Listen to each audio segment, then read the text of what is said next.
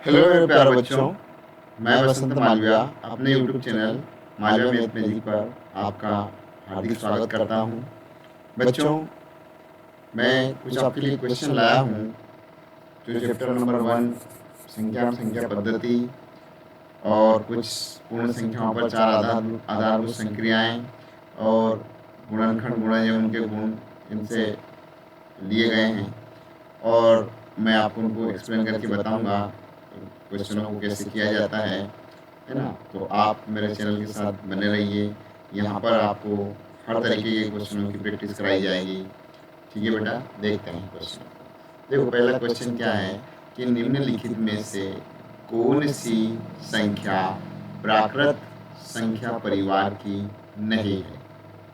ठीक है, क्या लिखा है कि निम्नलिखित में से कौन सी संख्या प्राकृत संख्या परिवार की नहीं है। ठीक है, आप देखते हैं कि इनमें से कौन सी संख्या प्राकृत संख्या परिवार की नहीं है। देखते हैं तो आप देखेंगे हम। देखो भाई, क्या आपको पता ही है कि जब गिनती एक से शुरू होती है ना, तब प्राकृत संख्या परिवार शुरू होता है। एक से गिनती जब शुरू होती है, ठीक है। अब एक से गिनती शुरू होती है और जहाँ तक भी जाती है वो सब प्राकृत संख्या है। यानी कि प्राकृत संख्या में जीरो को हम ऐड नहीं करते हैं, तो हमारा उत्तर जीरो हो जाएगा, क्योंकि 23 भी एक प्राकृतिक संख्या परिवार की है, 999 भी और 3 भी। और उत्तर सी वाला एकदम राइट हो गया कि जो सी वाला उत्तर है हमारा एकदम राइट हो गया कि भाई ये जीरो जो है वो प्राकृतिक संख्या से नहीं आता, क्योंकि ये पूर्ण संख्या परिवार में आता है। पूर्ण संख्या शुरू होती है जीरो से। ठीक है, अगला क्वेश्चन देखते हैं। दो लगातार विषम संख्याओं का अंतर है। दो लगातार विषम संख्या। अब विषम संख्या हमने पढ़ी है कि भाई गिनती जिसमें दो का भाग जाता है, एक आती है, फिर दो पे दो का भाग चला जाता है, वो सम हो जाएगी। 3, फिर 5, फिर 7, फिर 9, फिर 11, फिर 13, फिर 15, ऐसे एक छोड़कर बीच में इसमें सम आती है ना। एक एक छोड़कर सम आती है, एक छोड़कर विषम आती है। ये हमने देख लिया। आप देखो, दो लगातार विषम संख्या ये है, ये है, ये दो लगातार, कोई सी भी दो लगातार एक ले लो। देखो, 1 और 3 के बीच में कितने का अंतर है, तो 2 का अंतर है। 3 और 5 के बीच में कितने का अंतर है, तो 2 का अंतर है। 5 और 7 के बीच में कितने का अंतर है, तो 2 का अंतर है। और 7 और 9 के बीच, यानी कि हमने ये देखा कि हर संख्या विषम संख्या होती है, उनके बीच में 2 का अंतर होता है। हमारा आंसर हो गया कि दो लगातार विषम संख्याओं का अंतर जो क्या होता है, ये 2 होता है। ठीक है, आगे बढ़ते हैं, आगे बढ़ते हैं भाई, आगे बढ़ते हैं, आगे बढ़ते हैं। आगे अगले क्वेश्चन को देखते हैं। अगले क्वेश्चन में क्या दिया है देखते हैं। ठीक है, अगला क्वेश्चन तीसरा नंबर। 3 अंकों की बड़ी से बड़ी संख्या तथा 3 अंकों की से बनी छोटी से छोटी संख्या जो कि अंक 9, 6 तथा 0 से बनी है का गुणनफल है। ठीक है भाई, 3 अंकों की जो संख्या है 9, 6 और 0 से, तो देखो बड़ी संख्या बनाते हैं 9, 6, 0। छोटी बनाना है तो 6, 0 और 9। ठीक है, क्योंकि बड़ी बनाने में हम डिसेंडिंग ऑर्डर में लिख देते हैं, छोटी बनाने में असेंडिंग ऑर्डर में लिखते हैं, बट 0 से कोई संख्या शुरू नहीं करते हैं, है ना। इसलिए 6 उससे बड़ा है, 6 फिर 0 फिर 9। अब मल्टीप्लाई करते हैं तो 9, 0, 0, 9 6 जा 54 का 4 कैरी 5 और 9 9 जा 81, 81 और 5 86, 86। ठीक है, मल्टीप्लाई लगाया, जीरो का कर लेते हैं। जीरो का किसी में मल्टीप्लाई करें, बताइए हमें कि जीरो आता है। ठीक है, आगे देखते हैं। 6 0 0, 6 6 जा 36, है ना। 36 के 6 हाथ क्या 3, 6 नाम की 54 और 3 57। ऐड कर लेते हैं इसको, ऐड कर लेते हैं। अब ऐड करते हैं 0, 4, 6, 8 और 6 14 के 4 हाथ क्या 1, 7 और 1 8 और 5 के 5, है ना। 5,84,640। कहाँ पर है 5,84,640? और हमारे ये सी वाले ऑप्शन में 5,84,640 है, यानी उत्तर हमारा आ गया सी वाला। ठीक है, अगला क्वेश्चन देखते हैं। उससे पहले इसको रफ कर लेते हैं। ठीक है ना। अगला क्वेश्चन देखते हैं। अगला क्वेश्चन है कि दो अंकों दो अंकों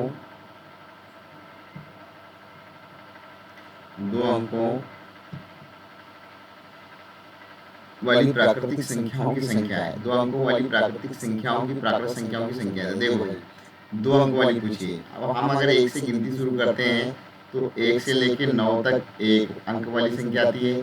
फिर 10 से लेके 99 तक 2 अंकों वाली संख्या आती है ना। 10 से लेके 99 तक, यानी या 1 से हम अगर 99 तक गिनती पढ़ते हैं तो हमारी 1 अंक वाली भी आ जाती है, 2 अंक वाली भी आ जाती है। अब हमें सिर्फ 2 अंकों वाली संख्याओं की संख्या पूछिए, तो हम ये जो एक और अंक 2 अंक मिलके जो है 99 में से 9 अंक वाली एक एक संख्या है ना, एक एक अंक वाली संख्या, तो उसको घटा देंगे। 9 में से 9 गया 0 और 9 का 9, यानी 90 संख्याएं हैं जो 2 अंकों की संख्या हैं।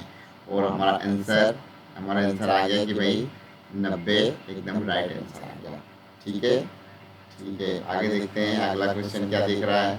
अगले क्वेश्चन को भी देख लेते हैं। अगले क्वेश्चन को देख लेते हैं। 7 अंकों की बड़ी से बड़ी संख्या तथा 4 अंकों की छोटी से छोटी संख्या में कितना अंतर है। तो देखो 7 अंकों की बड़ी से बड़ी 1 2 3 4 5 6 7 बार नो लिख दो, है ना। और छोटी 4 अंकों की छोटी छोटी 1 2 3 4। और अभी हमें क्या करके बताना है, अंतर करके बताना है। अंतर कर लेते हैं। 9 में से 0 गया बचा 9, 9 में से 0 गया बचा 9, 9 में से 0 गया बचा 9, 9 में से 1 गया बचा 8, 9 9 और 9, यानी कि हमारा जो आ गया 99,98,999। उत्तर कहाँ पर है? ये डी वाला ऑप्शन हमारा एकदम राइट आंसर हो गया बेटा। ठीक है, डी वाला ऑप्शन हमारा एकदम राइट आंसर हो गया। अगला क्वेश्चन देख लेते हैं। अगला क्वेश्चन छठवां क्वेश्चन क्या है? छठवां क्वेश्चन क्या कह रहा है? छठवां क्वेश्चन क्या बता रहा है? तो छठवां क्वेश्चन बता रहा है कि भाग के एक प्रश्न में यदि भाजक 51 भागफल 16 तथा शेषफल 27 तो भाज्य क्या होगा। हमने पढ़ा है कि भाग में 4 चीजें होती है। एक होता है भाज्य, ठीक है, एक होता है भाजक, ठीक है, भाज्य को हम बोलते हैं डिवाइडेंड, है ना, डिवाइडेंड बोलते हैं। और भाजक को हम डिवीजर बोलते हैं, डिवीजर बोलते हैं। और एक होता है भागफल जिसे हम बोलते हैं कोसेंट, है ना, कोसेंट। और एक होता है जो बच जाता है उसे हम बोलते हैं शेषफल, है ना। और उसे हिंदी इंग्लिश में हम बात करें तो अंग्रेजी में उसको बोलेंगे रिमाइंडर। तो ये जो भाज्य हमेशा किसके बराबर होता है? तो हमने देखा है कि भाज्य हमेशा भाज्य बराबर भाजक गुणा भागफल धन शेषफल के बराबर होता है, धन शेषफल। ठीक है, शेषफल, ठीक है। भाज्य बराबर भाजक गुणा भागफल धन शेषफल। अब हमें भाज्य ज्ञात करना है ना, भाज्य ज्ञात करना है। भाजक कितना दिया है? तो भाजक दिया है 51, 51। भागफल कितना दिया है? 16। शेषफल कितना है? 27। 16 का 51 में पहले मल्टीप्लाई कर लेते हैं, है ना। पहले जब भी दो साइन आए तो हमें पहले डिवाइड अगर है तो डिवाइड करना है, फिर मल्टीप्लाई करना है, एडिशन करना है, सब्ट्रैक्शन करना है। ठीक है, 51 में 16 का मल्टीप्लाई कर देते हैं। 6 कम 6, 6 पंजे 30 की 30 और 1 5, 6 1 8, यानी 816 आया। 816 में 27 ऐड कर देते हैं शेषफल को। 816 में 27 सेट कर देते हैं तो 6 और 7 13 के 3 हाथ क्या है? 3 और 1 4 और 843। 843 भाज्य होगा, 843 कहाँ है? 843, 843 हमारा ये उत्तर है, आ गया। ए वाला ऑप्शन एकदम राइट आंसर हो गया बेटा। ठीक है, देखते हैं अगला क्वेश्चन देखते हैं। अगले क्वेश्चन में क्या हो रहा है? अगले क्वेश्चन में क्या हो रहा है देखते हैं। ठीक है,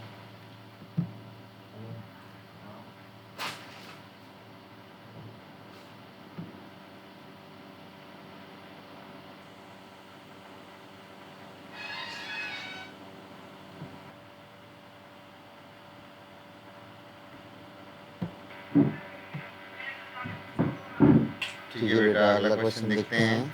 अगला क्वेश्चन क्या बता रहा है? तो हमारा जो है भाज्य बराबर 51 गुणा 16 हमने करा, है ना। 51 गुणा 16, अभी तो वही सवाल चल रहा है अपना, है ना। 51 गुणा 16 धन ये करा था, क्या बोलते हैं, 27 और ये 843 आया था। ठीक है, अब अगला क्वेश्चन देख लेते हैं। अगले क्वेश्चन क्या है? अगले क्वेश्चन को देखते हैं। अगले क्वेश्चन में देखते हैं भाग के प्रश्न के बाद में 10,101 को 17 से भाग गुणा करने पर 17 कम 17 के साथ हाथ क्या है? 17 0 0 और 1 1। 17 कम 17 के साथ हाथ क्या है? 17 0 0 और 1 1। 17 कम 17 यानी आएगा 17 17 17। कौन से ऑप्शन में है? 17 17 17 और हमारा ये वाला ऑप्शन एकदम राइट हो गया बेटा। अगला क्वेश्चन क्या है? अगले क्वेश्चन देख लेते हैं। अगले क्वेश्चन में आपने को क्या दिया है? अगले क्वेश्चन में दिया है कि 5,618 5,618 और 3,845 में जैसे 5,618 धन 3,845 में और क्या जोड़ें? और ऐसा क्या जोड़ दें कि हमारा आंसर 12,850 हो जाए। 12,850 हो जाए। ठीक है बेटा। अब देखो पहले तो इन दोनों को ऐड कर लें और पता चले कि इसमें और कितना कम पड़ रहा है तो हम इसमें से घटा देंगे तो पता चल जाएगा कितना जोड़ना है। तो 5,618 इसमें जोड़ देते हैं। 8 और 5 13 के 3 हाथ क्या है? 4 और 1 5 और 1 6। 8 से 14 के 4 हाथ क्या है? 5 3 8 है ना। 5 और 3 8 8 5 13 के 3 हाथ क्या है? 4 और 1 5 और 1 6। 8 से 14 के 4 हाथ क्या है? 5 3 8 और 1 9 9 होता है। हासिल का मिलाना था। ठीक है, एक हासिल का हमने मिलाया नहीं था यानी यहाँ अगर हम देखें तो 9 आएगा। ठीक है, 5 और 3 8 और एक हासिल का 9,008। अब ये 9,463 को अगर इसमें से घटा देते तो हमें पता चल जाएगा कि कितना यहाँ पर आएगा, कितना जोड़ना पड़ेगा। 10 में से 7 3 के बचे 7, यहाँ पे 14 में 6 के बचे 8 और यहाँ पे 7 में 4 के बचे 3 और यहाँ पे 12 में से 9 के बचे 3। यानी कि हमारा जो उत्तर आया 3,387 है। अगर यहाँ पे 3,387 और इसमें जोड़ देंगे इसमें इसके इनके योग में तो 12,850 आ जाएगा। कहाँ है उत्तर हमारा? 3,387 ऑप्शन नंबर ए वाला। ठीक है, ठीक है भाई। आगे और देखते हैं आगे क्या है इसमें और कैसे कैसे क्वेश्चन आ रहे हैं। अगले और कुछ क्वेश्चन रखे हुए हैं। पूरे 15 क्वेश्चन की तैयारी करेंगे हम। ठीक है, पूरे 15 क्वेश्चन देखेंगे तो देख लेते हैं कि पूरे 15 क्वेश्चन में क्या क्या है।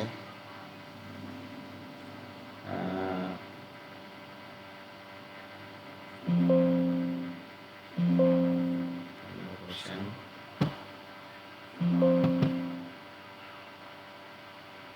एक minute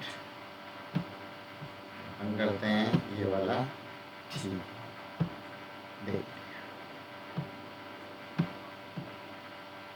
question number 9। Question number 9 को देख लेते हैं। तो क्वेश्चन नंबर 9 में हम देख रहे हैं 5 अंक की छोटी से छोटी संख्या जो 75 से पूर्णतः विभाजित हो जाए। तो 5 अंक की सबसे पहले तो छोटी संख्या होती है 10,000। ठीक है, भाग देते हैं 75 का। जितना कम पड़ेगा उतना हम ऐड कर देंगे और संख्या में मिल जाएगा। अब 75 का टेबल लेंगे 100 आ जाए तो एक बार 75 माइनस किया।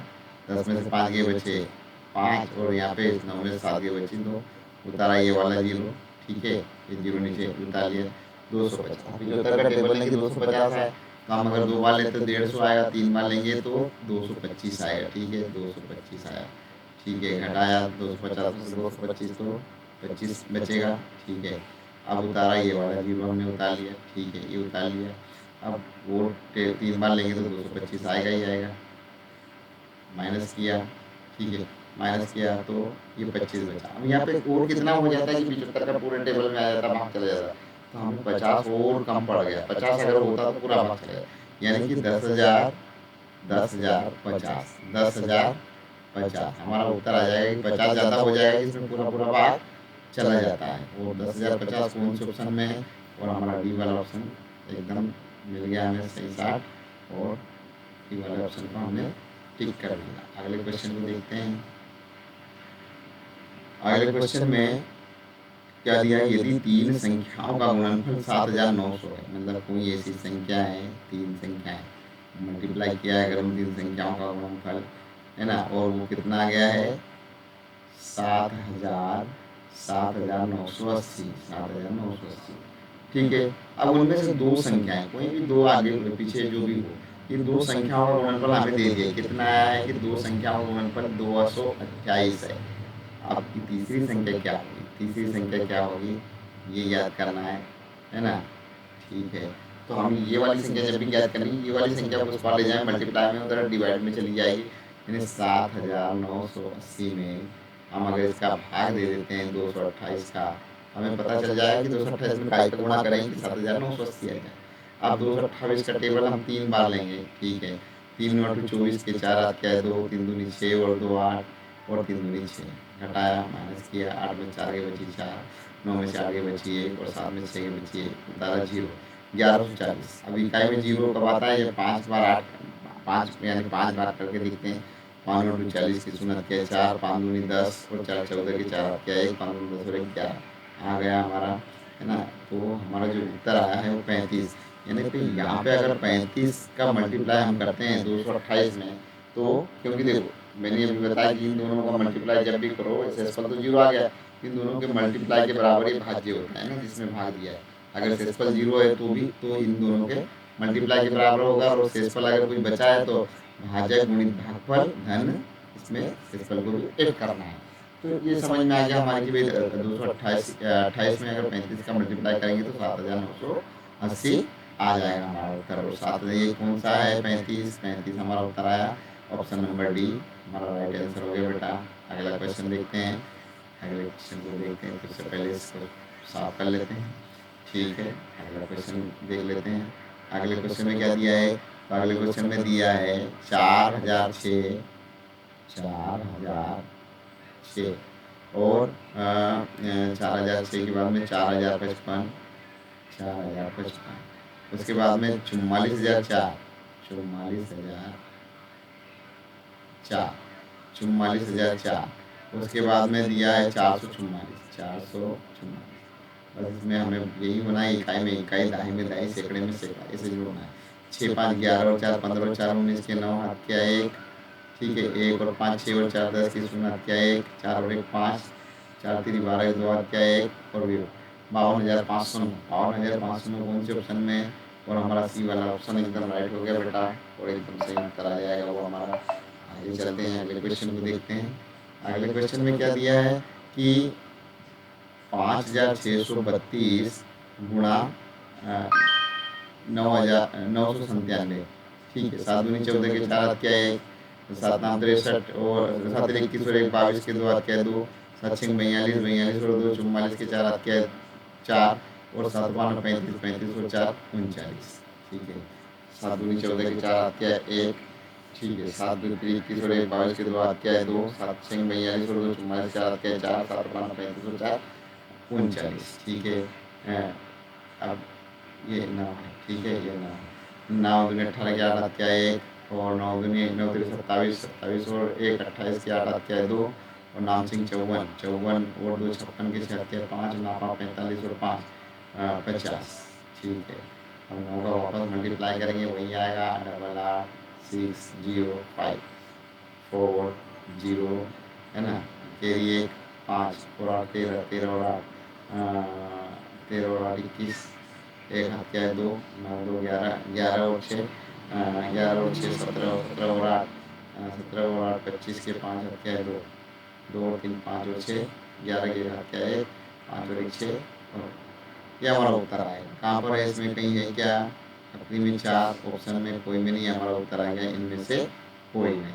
ठीक है, उनमें से कोई नहीं आया। चलो अगला क्वेश्चन देख लेते हैं बेटा। अगला क्वेश्चन क्या है, तो अगले क्वेश्चन में हमें दिख रहा है कि भैया अगला क्वेश्चन जो है, अगला क्वेश्चन दिख रहा है 12 तथा 15 के सार्वनिष्ठ गुणनखंड क्या है। 12 तथा 15 के सार्वनिष्ठ गुणनखंड क्या है, तो 12 के गुणनखंड क्या होता है कि दी हुई संख्या 12 और 15 के। ठीक है, दी हुई संख्या जिसके भी टेबल में आती है उसके गुणनखंड कहलाता है। 12 1 के टेबल में आता है 12 बार में। ठीक है, 2 के टेबल में आता है 6 बार में, 3 के टेबल में आता है 4 बार, यानी कि हमें मिल गए इसके गुणनखंड कि 12 के जो गुणनखंड है 1 2 3 4 6 और 12 है ना। 12 1 के टेबल में 12 बार में, 2 के टेबल में 6 बार में, 3 के टेबल में 4 बार में, ठीक है। अब 15 के टेबल में 15 बार में आता है, ठीक है।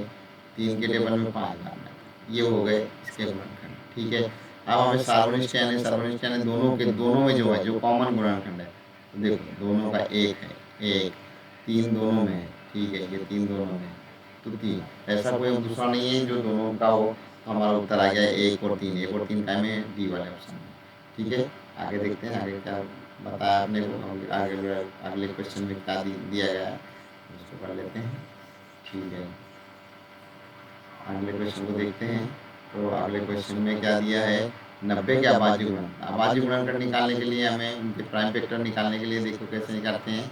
इकाई में 0 यानी 2 का भाग जा रहा है, 2 का भाग दिया, 2 चक्कू 8, 4 बार गए, बचा 1, 10 हुआ, 2 पंजे 10। अब 2 का भाग नहीं जाएगा, 4 और 5 9 यानी 3 के टेबल में आ जाएगा ये।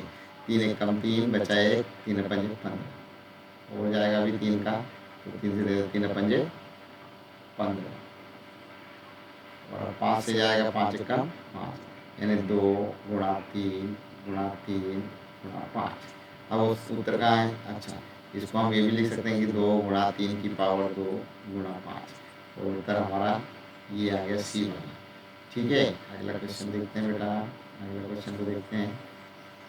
अगले क्वेश्चन में क्या दिया है, तो अगले क्वेश्चन में दिया है निम्न में से 210 का गुणनखंड नहीं है। निम्न में से 210 का गुणनखंड नहीं है, मतलब 210 में किसका भाग नहीं था। हम 5 का देखें तो 5 का हमें पता है कि जिसके भी इकाई अंक में 0 या 5 होता है उसमें 5 का पूरा पूरा भाग चला जाता है। 7 का देखा तो 7 के तो देख के देखें तो 7 3 21 आराम से चला गया है ना, चला गया 0 0 और 0 ये 0 भाग, ठीक है। तो ये भी 7 का भी चला गया। अब हम इसका 8 का देख के देखें तो 8 का देख लेते हैं, क्योंकि 10 का तो जिसके भी इकाई में 0 होता है उसमें 10 का भाग चला ही जाता है। उत्तर हमारा आ ही गया कि 8 ही है, 8 दूनी 16 है ना, 11 में 6 के बची 5, 0 होता है ये 0, 8 6 48 होता है ना, और बचा इसमें से 2, यानी हमारा जो उत्तर है वो 8 आ गया कि 8 इसका गुणनखंड नहीं है, ठीक है बेटा। आज के लिए इतना काफ़ी है, मैंने 15 क्वेश्चन आपको अच्छे से समझाने की पूरी कोशिश की है। फिर और क्वेश्चन लाऊंगा जो आपके लिए इम्पोर्टेंट है ना, जो भी आपके लिए इम्पोर्टेंट क्वेश्चन है नवोदय के लिए, वो सारे ये सब नवोदय में पिछले विगत वर्षों में आ चुके हैं, वही वाले क्वेश्चन हैं, ऐसे ही क्वेश्चन आते हैं नवोदय में, है ना, ऐसे ही क्वेश्चन आते हैं। आप मेरे चैनल के साथ में जुड़े रहिए, है ना। तब तक के लिए बाय बाय, टेक केयर, अपना ख्याल रखना।